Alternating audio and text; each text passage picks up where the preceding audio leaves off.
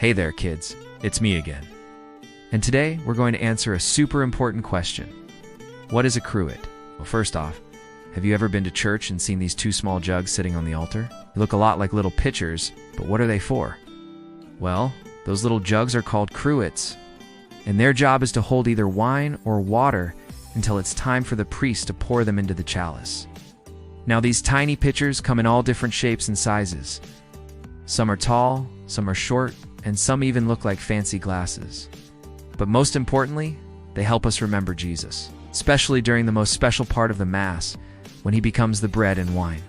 But first, let's get to know the parts of a cruet. Here at the top, you can see the lip. This is where the liquid will be poured out, and right underneath, there's the rim. Then, of course, there's the handle, which helps us carry the cruet safely. And last but not least, there's the body, which holds all the wine or water. Oh, and did I mention cruets always come in pairs? That's right. Just like you have two hands, you also have two cruets, one for holding the wine and one for the water. And these two special containers have an important job. The wine and water inside represent Jesus, especially during the most important part of the Mass when he becomes the bread and wine. So next time you see a cruet, take a moment to think about the special gift inside. So now that we know what a cruet is, let's dive deeper into its purpose. The word cruet comes from a Latin word that means little jar. It's easy to see why they're called that, since cruets are just small containers with handles. But do you know why two cruets are needed? Well, during the Mass, the priest will pour both the wine and water into the chalice. And these liquids aren't just mixed together, they also mix together something else. Jesus, divinity, and humanity. And if you've watched our video, What is the Chalice? You might remember something important about the wine. Why the wine represents Jesus' divinity. In other words, the part of him that is God. On the other hand, the water reminds us of Jesus' humanity, the part of him that is real human like you and me. And do you know why the water represents Jesus' humanity? Well, during his time here on earth, Jesus had a real body and real human needs, just like you. He got hungry and thirsty and tired. And the water we use in the Mass reminds us that Jesus felt these things too. In fact, when Jesus went out into the desert, he fasted for 40 days and 40 nights. During this time, he didn't eat any food or drink any water, so the water in the cruet isn't just a drink. It's a reminder that Jesus was once a real boy who grew up and needed our kind of help. Speaking of help, do you remember the parts of a cruet?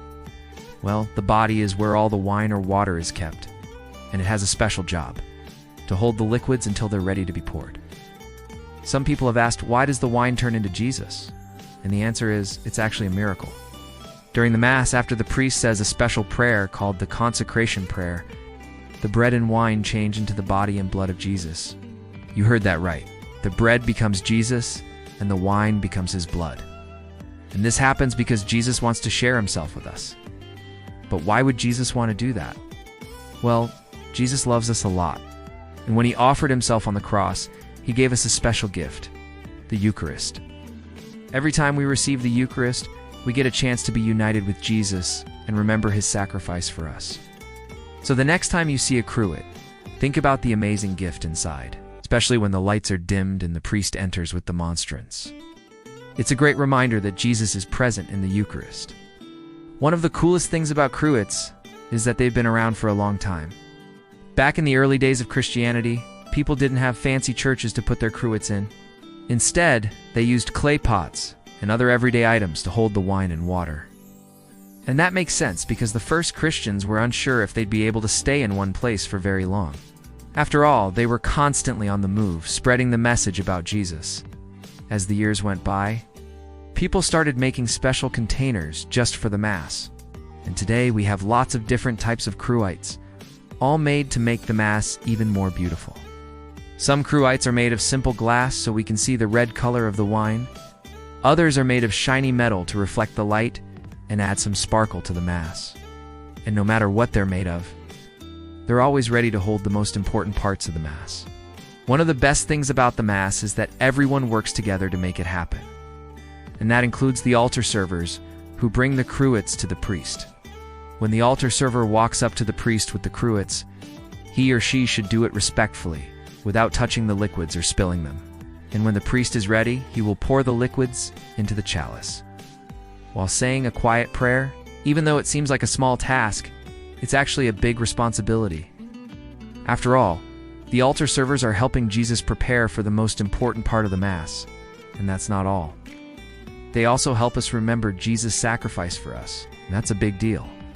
So the next time you see the altar servers bringing the cruets to the priest, say a little prayer for them. Thank them for helping Jesus and for reminding us of his sacrifice for us.